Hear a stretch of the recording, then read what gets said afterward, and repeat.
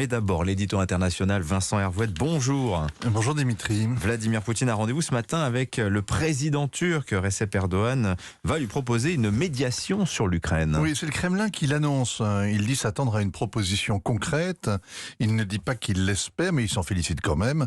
Il ajoute que s'il doit y avoir un jour des contacts directs avec les Ukrainiens, eh bien ça se passera en Turquie. Et voici ainsi récompensé Recep Tayyip Erdogan. Depuis 15 ans, il est prêt à tout pour peser sur la scène internationale. Eh bien ça y est, c'est fait. On a pris l'habitude des colères d'Erdogan contre l'Europe, qu'il défie l'OTAN, incrimine Israël et les États-Unis ou fasse chanter l'Allemagne. On a vu ces drones et ces mercenaires islamistes tailler en pièces les artilleurs arméniens dans la guerre du Karabakh, repousser les assauts du général Haftar dans la guerre en Libye, patrouiller au-dessus des fiefs en Syrie ou menacer la Grèce. Mais son ambition ne se cantonne pas à la Méditerranée. Il se voit en père de tous les Turkmènes, de tous les turcophones, des banlieues d'Alsace jusqu'à Chypre et du Caucase jusqu'aux portes de la Chine.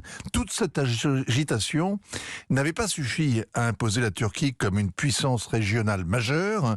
Il aura fallu la guerre en Ukraine pour que se réalise ce rêve. Ah oui, la Turquie a déjà hébergé des discussions entre Russes et Ukrainiens.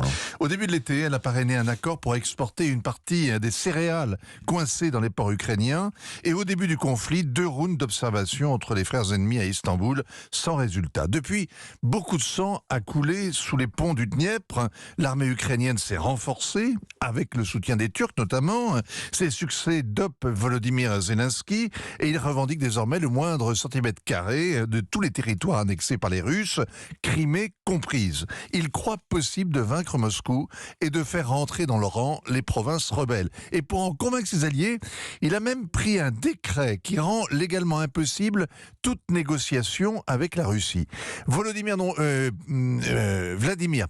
Poutine non plus n'est pas prêt aux concessions. Il veut garder les territoires conquis et il exige toujours la neutralité de l'Ukraine. Alors, à quoi joue donc la Turquie avec son offre de médiation, puisqu'a priori elle sera mal reçue? Elle prétend concourir au prix Nobel de la paix, mais en réalité, Erdogan et Poutine sont pareils. Ce sont 2 larrons du même âge qui règnent tous les 2 depuis 20 ans, le même pouvoir autoritaire. Ils s'entourent l'un et l'autre d'une cour d'oligarques. Ils partagent la même nostalgie des empires défunts. Et surtout, ils méprisent l'Occident qui les a tous les 2 déçus. Ils ont le même horizon désormais, l'Eurasie.